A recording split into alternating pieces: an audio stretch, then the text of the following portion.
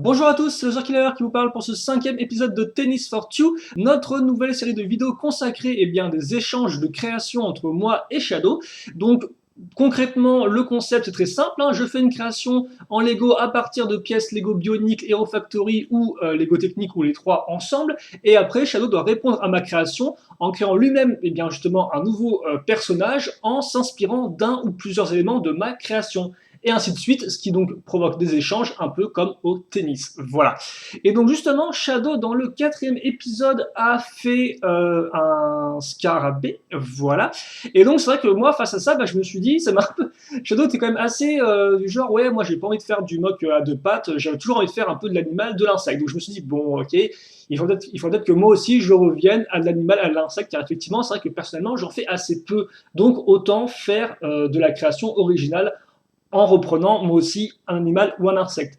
Et ça tombait plutôt bien parce que, j'aurais pu directement répondre à son scarabée par un autre scarabée, car en effet, souvenez-vous, lors de l'épisode 3, je vous avais montré que je vous avais dit que j'avais utilisé cette pièce-là pour faire ma création. Ma création qui était donc celle-ci.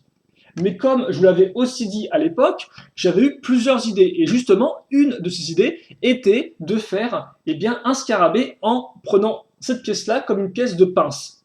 Et d'ailleurs, pour être plus visuel, voilà à quoi ça devait ressembler. Donc on avait, alors vous m'excuserez un peu pour les bandes de couleurs. Donc voilà, effectivement, on avait les pinces ici, les aides à l'arrière et d'autres éléments ainsi que de base de un mécanisme à l'intérieur du personnage. Sauf qu'à l'époque, je m'étais dit, ouais, j'ai pas trop envie de faire ça, je préfère faire mon personnage et ça, on verra plus tard. Donc effectivement, ça, j'aurais pu le faire pour ce 5e épisode, car je répondais trait pour trait à ce qu'avait fait Shadow.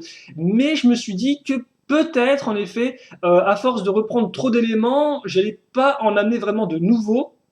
Et donc, on allait un peu tourner en rond en termes d'éléments à reprendre. Voilà. Donc forcément, ça, c'est moi qui me suis dit, Shadow peut-être aurait interprété différemment ma création.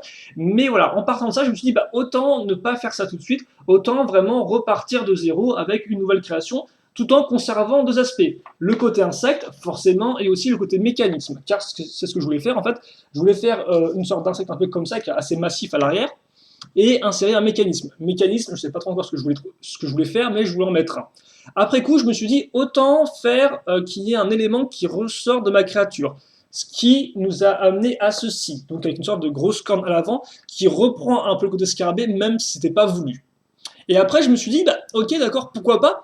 Mais ce qui serait intéressant, c'est un peu de bionicle-iser ton insecte. C'est-à-dire qu'effectivement, dans bionicle, la plupart des animaux, souvent, ont, par exemple, pour prendre un exemple tout bête, par exemple, les tigres n'ont pas de pattes arrière, mais des chenilles, comme si une tank, à la place. Et donc je me suis dit, autant faire ça, et autant, au lieu de faire des ailes normales, justement, reprendre des sortes de grosses hélices à la place des ailes. Donc j'ai eu ça, si vous voulez. Et après, je me suis dit, quitte à faire, autant si tu veux vraiment être original en termes de création que tu n'as pas fait par le passé, autant faire un animal aquatique, marin, sous-marin. Et donc, j'en suis venu à ce concept-là. En clair, je reprends ma pièce d'hélice, c'est-à-dire pièce d'hélice qui était celle-ci dès le début. Donc ça, c'est une pièce d'hélice Lego Snap, qui est un thème qui a duré juste 1 an et demi, 2 ans, sorti uniquement dans certains pays, et qui était censé être une réponse au Kenex, mais qui a fait un gros bide. Voilà. Et donc moi, j'avais acheté la roue, vu que j'aime beaucoup les pièces de roue et autres hélices. Et donc, je vais utiliser cette pièce-là pour mon mock et je vais faire un poisson avec l'hélice au milieu de son corps, en fait, afin de remplacer un peu les nageoires, si vous voulez. Grosso modo, l'hélice se déplacer et le poisson avancer grâce à l'hélice au milieu de son corps. Et donc, voilà où j'en suis arrivé. Et donc, voilà le résultat de mes 2 heures et quelques de création. Comme ceci. Alors, on va peut-être faire en sorte de le voir un peu mieux. Et donc là encore, je vais vous expliquer rapidement comment j'ai créé un peu mon personnage, mais d'abord je vais faire un turnaround, comme ça vous verrez l'essentiel. Voilà, donc ça effectivement, vous pouvez vous dire, c'est vrai que t'es parti d'un insecte, d'un scarabée, et t'arrives à une sorte de requin, ce qui n'a effectivement pas vraiment beaucoup de rapport. Donc voilà, pourquoi je tenais quand même à prendre le temps de vous expliquer un peu mon processus créatif, parce que c'est vrai qu'on est parti d'un point A pour arriver à un point Z qui est un peu étrange, voilà. Néanmoins, j'espère quand même que j'aurais répondu plus ou moins au mock de Shadow, même si de façon très libre. Et après, d'ailleurs, pour ceux qui se demanderaient, bah, au moins, tu as repris la couleur du Mog de Shadow, effectivement, qui utilisait majoritairement du noir. Oui et non, car en effet, pourquoi j'ai pris du noir? Parce que l'hélice, je ne l'ai qu'en noir. Donc forcément, le noir était une couleur que j'allais prendre de base. Après, j'ai pris du orange, parce que je me suis souvenu que la plupart des animaux aquatiques ont souvent des couleurs assez vives. Donc je me suis dit, bah, autant prendre une couleur qui est bien péchue. Donc j'ai pris du orange naturellement, vu que le bleu, on l'avait déjà utilisé, enfin, j'avais déjà utilisé personnellement pour ma première création du Tennis for Two.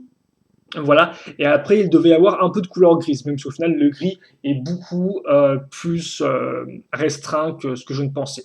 Et donc, en termes de construction, dans une construction vraiment très simple, une construction de type brochette en fait, si vous voulez, parce que un truc dont je me suis rendu compte rapidement aussi, c'est que cette pièce-là, si vous voulez, n'a pas une accroche circulaire au milieu, ce qui fait que quand on met une barre cruciforme dedans, eh bien la pièce ne tourne pas. Alors moi, je voulais vraiment une hélice qui tourne. Et donc ça, je me suis rapidement rendu compte que j'avais peut-être pas pris la meilleure des pièces d'hélice pour le milieu du corps, en termes de forme et en termes de tout, si vous voulez. Et un exemple particulier, justement, c'est que justement, comment je passe, alors je vais enlever les différentes parties, hein, afin de mieux vous montrer ça, la première question qui m'est venue, en fait, avec mon hélice, c'était comment je passe de mon hélice à ma tête, en fait. Quelle est la forme qui conviendrait le mieux? Alors, peut-être qu'on va virer vraiment tout ça.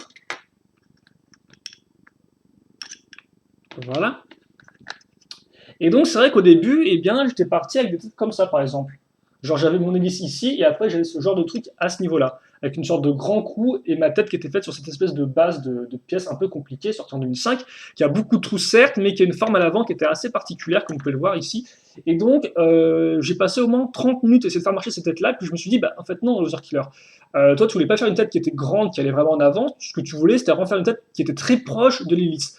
Donc j'ai abandonné l'idée assez rapidement de cette tête-là comme ça.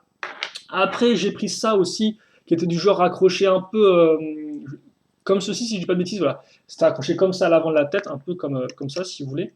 Voilà. Là encore, j'ai rien eu de spécialement concluant. Donc après, j'ai commencé à travailler un peu sur le corps, sur l'arrière du corps, derrière l'hélice.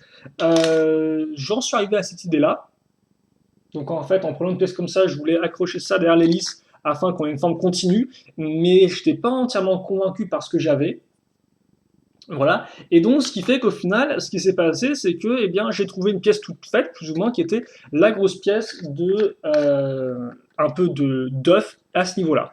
Donc, je l'ai mise, ce qui fait que j'avais une forme un peu continue avec une partie courbée ici, même si forcément l'hélice maintenant se voyait beaucoup moins, comme vous pouvez le voir, hein, les pales sont presque impossibles à voir. L'arrière a été fait comme ceci, voilà. Et après, ce que je voulais faire, en fait, c'était un peu englober mon hélice. Et donc, pour ce faire, eh bien, j'ai repris la technique ici de la pièce avec 3 accroches, sauf que au bout des 3 accroches, eh bien, comme vous pouvez le voir, j'ai mis ça, des pièces avec des griffes, afin que les griffes, en fait, eh bien, encerclent, encadrent mon hélice, comme ceci. Voilà, à ce niveau-là. Et d'ailleurs, par un moment aussi, j'avais essayé de remplacer les pinces au bout par des griffes, afin qu'il y ait un rappel de forme. Puis finalement, je suis revenu aux griffes pour diverses raisons. Voilà. Et après, j'ai fait la tête. Et la tête, effectivement, je me suis beaucoup posé de questions. Puis après, je me suis dit, bah, autant utiliser cette. Alors, je pourrais peut-être pas l'enlever là. Autant utiliser la grande pièce de lame ici, qui me semblait vraiment être une bonne idée, qui en plus, eh bien, rendait du côté dynamique au personnage. Après, j'ai casé rapidement des têtes de Vaki, comme vous pouvez le voir, afin de faire des sortes d'œil, même si c'est pas vraiment ses yeux. Et il a aussi une bouche donc, qui s'ouvre. Voilà, comme ceci. Et ça, je l'ai raccroché très simplement, comme vous pouvez le voir, à ma base. Et après, donc j'avais ça, en fait, si vous voulez. Et le truc, c'est que comme ma tête, en fait, n'est pas vraiment reliée pile poil au centre de la barre, elle était un peu en hauteur. Donc je me suis dit, il faut que je remédie à ça et qu'au lieu que mon mock parte vraiment de ton hauteur, il faut que j'ai des éléments qui permettent de gagner aussi, enfin, qui descendent aussi un peu pour équilibrer mes formes. Et donc c'est comme ça que j'en suis arrivé à caser des pièces de pales sur les côtés afin de faire eh bien, des nageoires. De base, c'était pas comme ça, là encore. En effet, de base, j'allais trouver une autre accroche, qui était une accroche beaucoup plus directe, comme vous pouvez le voir, hein, si je compare les deux. Vous voyez que là, c'est une sorte de pièce avec un angle, alors que là, c'est directement raccroché à ma pale. Et donc de base, c'était comme ça. Et ça fonctionnait. Le problème, c'est qu'en fait, autant ça fonctionnait effectivement de côté, Donc j'avais bien maintenant une pale qui allait vers le bas, ce qui fait que j'avais mon haut et mon bas de mon mock équilibrés. Mais le problème, c'est que sur les de côté, eh bien, j'avais une pale qui partait vraiment beaucoup en largeur. Et je me suis dit, pour un poisson qui est censé être un truc, enfin pour un requin qui est censé être aérodynamique, avoir des sortes de grosses pièces qui partent sur le large, c'est peut-être pas génial en termes de vitesse, quoi. Et donc je me suis dit, bah, je dois changer ça. Et donc, voilà, d'où ma nouvelle accroche, ce qui me permet d'avoir, comme vous pouvez le voir, mes nageoires beaucoup plus proches du corps, comme ceci. J'ai rajouté ensuite le tentacule vers l'arrière afin de donner un peu de dynamisme à l'ensemble et de donner un peu plus de masse. Et j'ai mon requin qui est terminé. Voilà. Même si, comme par la construction au final est relativement simple, parce que comme j'ai dit, c'est vraiment la technique de la brochette. En clair, j'ai une espèce de grande barre au milieu, et dessus, je fais passer eh bien, la pièce ici, mon hélice, et ensuite la pièce à ce niveau-là. Puis après, je raccroche la queue, sur un bol jaune d'ailleurs, afin qu'elle soit un peu articulée, hein, et ma tête directement grâce à l'accroche de la lame. Donc comme vous pouvez le voir, là encore, au final, quand j'ai commencé à mon mock, je me complexifie un peu trop la tâche, quoi. J'essaie de faire une tête entièrement custom en partant de ça.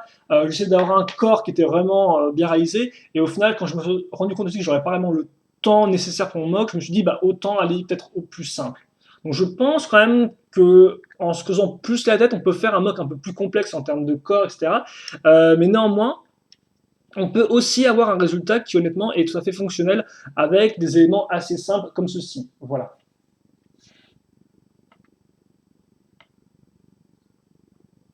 Et donc, vous avez un requin qui fonce à 200 à l'heure. Après, en termes d'histoire, pour mon. Alors, j'appelle ça un requin, parce que forcément, il y a une forme un peu de requin, de forme prédateur. Il y a deux trucs à noter, je pense. Le premier, c'est que les tentacules sont normalement des sortes d'extensions de son corps qui lui permettent de sentir certains mouvements. Le truc, en fait, c'est comme vous pouvez le voir, forcément, c'est un peu bizarre pour un prédateur, vu qu'on a des sortes de tentacules qui dépassent. Souvent, les bébés requins comme ça, en fait, souvent, quand ils, entre guillemets, ils s'attaquent ensemble, entre eux, ils jouent entre eux, ils ont tendance à se mordre les tentacules, ce qui fait qu'il y a beaucoup de requins, au final, qui n'ont plus leurs tentacules, en fait. Parce que si vous voulez, quand ils sont jeunes, souvent, ils se les mordillent entre eux, hein, pour s'attaquer, et donc ça fait que il reste plus les tentacules, quoi. Voilà. Donc là vous avez un peu un spécimen rare, je suppose, à ce niveau-là. Et aussi l'autre truc en fait, c'est que les pinces au bout de leur queue leur permettent de creuser des trous dans le sol, ce qui fait qu'en fait, si vous voulez, de base, la tentacule se déplace logiquement, ils creusent avec leurs pinces et puis en fait ils s'enfoncent progressivement jusqu'à qu'il n'y ait plus que la tête qui ressorte en fait du sable afin de se camoufler en rocher, si vous voulez, en sorte de rocher pointu, ce qui fait que les bancs de poissons ne remarquent rien vu qu'ils ne bougent pas, et quand ils sentent justement un adversaire, enfin une de leurs proies arriver, ils foncent à toute allure effectivement dessus. Car en effet, là encore, leur hélice, si vous voulez, tourne plus ou moins constamment et donc peut emmagasiner de l'énergie. Et à force d'emmagasiner de l'énergie, dès qu'ils relâchent tout, eh bien, ils démarrent à toute vitesse, à 200 à l'heure, et donc ce qui fait qu'ils peuvent directement aller attaquer leur proie. Voilà.